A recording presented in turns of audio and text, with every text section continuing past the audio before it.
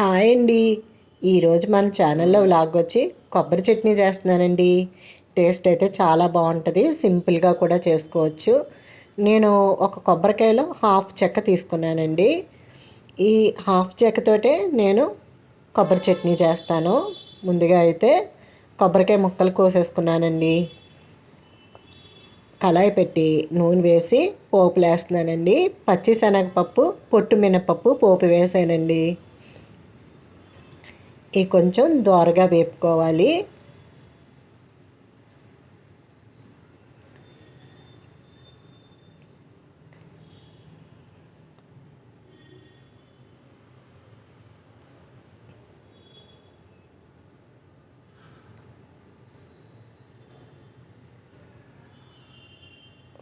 చూడండి, దోరగా వేగాయి కదా. ఇప్పుడు కొబ్బరి చిప్ప ఒకటే తీసుకున్నాం కాబట్టి నేను 7 ఎండుమిర్చి వేసానండి.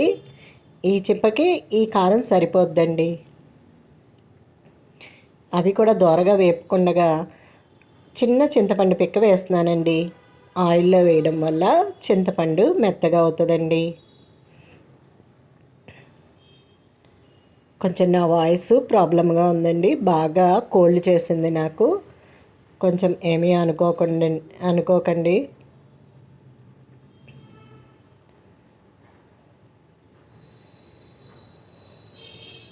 ఇప్పుడు ఇవి చల్లారిన తర్వాత మిక్సీకి వేస్తున్నానండి.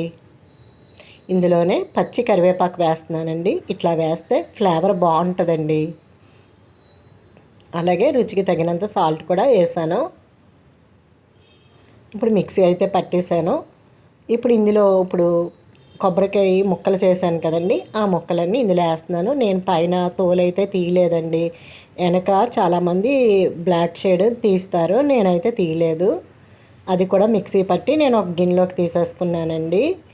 ఇప్పుడు పచ్చడికి పోపు వేస్తున్నాను. పచ్చిశనగపప్పు, చాయ్ మినపప్పు వేసానండి. అలాగే జీలకర్ర, ఆవాలు కూడా వేస్తున్నాను.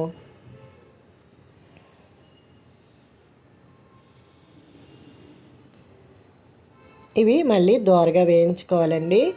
వెల్లుల్లిపాయ ఎక్కువ వేయనండి నేను కొబ్బరి పచ్చడిలో, అందుకని చిన్న రబ్బలు 3 వేసానండి అంతే.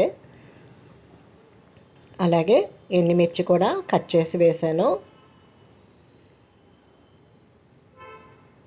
కరివేపాకు కూడా యాడ్ చేశానండి. ఇందులో ఇంగువ తాలింపు అది బాగోదండి, ఓన్లీ ఇలాగే తాలింపు పెట్టుకోవాలి. మీకు కొబ్బరి పచ్చడి మిక్సీ వేస్తున్నప్పుడు కొబ్బరికాయ నలగకపోతే కనుక కొంచెం గోరువెచ్చటి నీళ్ళు యాడ్ చేసుకోండి. అలా అయితే పచ్చడి నిలవ ఉంటుందండి. చూడండి, నేను పోపు అయితే పచ్చడిలోకి వేసేస్తున్నాను. చూసారండి ఎంత బాగుందో, చూడగానే తినాలని అనిపిస్తుంది కదండి. కొబ్బరి పచ్చడి రైస్లోకి బాగుంటుంది, టిఫిన్లోకి కూడా బాగుంటుందండి. చాలా ఈజీగా కూడా చేసుకోవచ్చు. నా వీడియో కనుక మీకు నచ్చితే లైక్ చేయండి, షేర్ చేయండి, సబ్స్క్రైబ్ చేయండి. థ్యాంక్స్ అండి.